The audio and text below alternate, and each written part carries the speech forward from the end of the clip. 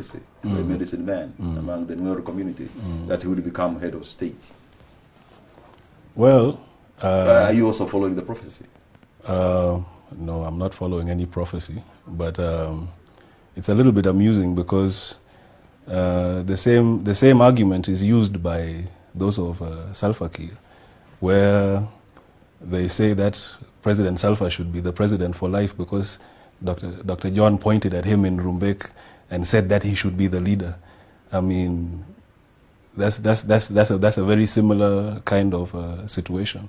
When you say that, it's as if John Garang is Jesus and Salva Kiir is Peter and the Pope of the new church. This is not the situation. But to answer your question, I don't think it's illegal for a man to dream to want to, even yourself, for you to dream to be president of Uganda, for example. It's not a crime.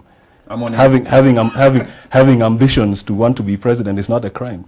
And there are processes, there are democratic processes that can be followed for one to do that. So is it illegal for one to have ambitions to want to be president? I don't think so. So I think it's the democratic right of Dr. Riek Machar to want to be president. What I find intriguing, Mabior, is the medicine man and is the Nuer community who prophesied all this, and whether that is has any clout in the opposition, SPLM opposition. Not at all. Not at all. I mean, I'm not here following any prophet, but our interests with Dr. Riek Machar coincide for the moment, so we are working together. And our interest is what is in the best interest of the people of South Sudan. Why did you follow a man who has been accused of orchestrating bloodshed in the backyard of your father's birthplace, especially in Bor in 1991? Well, by the time my father died, a reconciliation process had already happened within the SPLM. So Dr. Riek Machar did not join the SPLM in 2005. He came back to the movement in 2002, and a thorough reconciliation had been done, so that by the time my father had passed away, they had already been reconciled, and he was within the ranks of the movement. So why should I not continue the reconciliation that was started by my father with Dr. Riek Machar? So these are words of my detractors. They are not really words of people who want peace in South Sudan. Because if you want peace in South Sudan, why would you open up old wounds? Wouldn't you be more interested in promoting peace? And I don't know if those people also informed you that Dr. Riek Machar had come and there was an event that was being done, and he apologized. And you know, in Africa, for a man to apologize is a very difficult thing.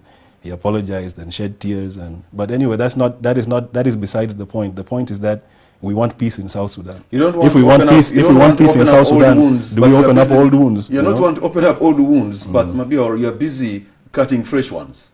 Well, that is the nature of war. War has happened. I have not heard you asking about what were the circumstances that led to the conflict. You have just jumped in immediately into what my detractors say, you know. So, but you have not given a chance for an explanation of what actually happened. This is it, Mabior. What is it? Like you asked before about the power-hungry man, and I told you that no, it's not illegal to dream. Anybody can dream to want to be president. I don't know if we have the time, but I'll try to squeeze it into a very short explanation. In May of last year, the terms of our chairman to be the chair of the party expired because we were supposed to hold a national convention. So Chairman Salva is not the legitimate chair of the SPLM because his term expired in May, and so there are people who had ambitions to contest for the primaries, which we call the National Convention. The National Convention is equivalent to the primaries for us. So several people made their intentions known that they want to contest. Dr. Riek Machar is one of them. He's never made it a secret. He's always said, I want to contest for the chair. The Secretary General, Comrade Pagana Mom, also wanted to contest for the chair. Mama Rebecca wanted to contest for the chair as well. And Comrade Salva was going to contest for the chair. So the winner of this in a civilized society would have shaken the hand of the winner, the losers would have shaken the hands of the winner and joined him and go to the general elections. The argument is said that why didn't Riek Machar wait until 2015? How does he wait until 2015 when he's within the same party as Comrade Salva? So he will compete with Comrade Salva within the SPLM, and then whoever wins goes to the primaries. In 2011, the leadership commissioned a study for the leaders to go to the different areas. Dr. Riek Machar was told to go to Rumbek. Other leaders were told to go to other states, not Rumbek, Lakes State, and other states, and to compile a report about what is the general opinion of the people and feeling of the people towards the SPLM. And the report came back unanimous that the SPLM had lost direction and lost vision. So you can see that the popularity of our chairman, Comrade Salva, at the time, our chairman at the time, had waned. His popularity had waned, while Dr. Riek Machar's popularity had grown. And then through him being seen to work together with Mama Rebecca, work together with Comrade Pagan, it gave him also more. It gave them more power.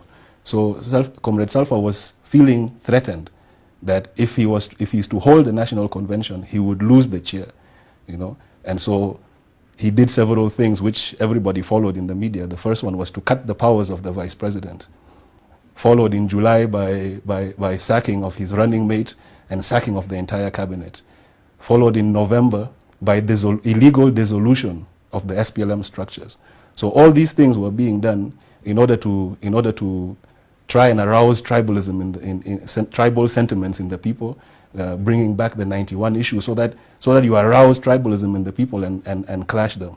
The idea of sacking your running mate was bad politics, so that if a clash happens, and the world expected this war which is happening now to happen in July, but under the able leadership of Dr. Riek Machar, he calmed the people down and said, no, Comrade Salva has it's within his rights in the constitution to sack me.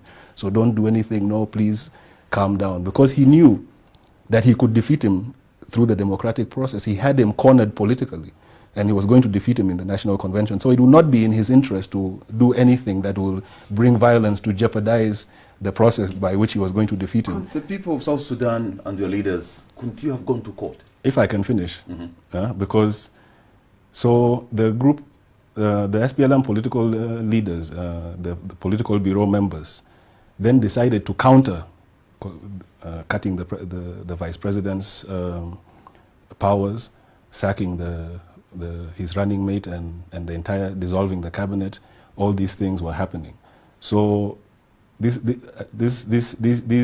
leaders then decided to counter this move that was being made. So the SPLM political leaders went to Dr. Riek Machar and convinced him and said, Comrade Riek Machar, you are our deputy chairman in the party. Even though we have been sacked from government and you're no longer the vice president and we are no longer in ministerial positions, we still have power within the party. And Comrade Salva cannot dismiss us from the party. It's only the National Convention, which is the highest decision-making body for the party, that can dismiss us.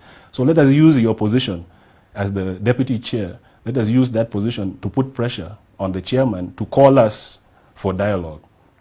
Because the group of what we now call the group of 11, Mama Rebecca and Dr. Riek Machar were all one group fighting for reforms within the SPLM. So